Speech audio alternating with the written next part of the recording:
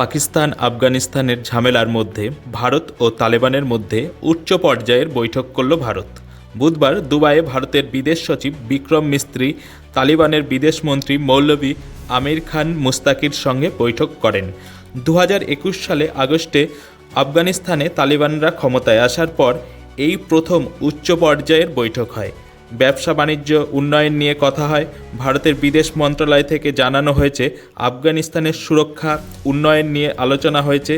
এছাড়াও ইরানের চাবাহার বন্দর ব্যবহার করার ব্যাপারেও আলোচনা হয়েছে। আফগানিস্তানের ভূমি থেকে ভারতের বিরুদ্ধে চক্রান্ত না হয়, ভারত বিরোধী কোনো জঙ্গি সংগঠন যেন না ঠাঁই পায় তার জন্য আলোচনা হয়। ভারত ইতিমধ্যেই মানবিক সহায়তা করেছে আফগানিস্তানকে।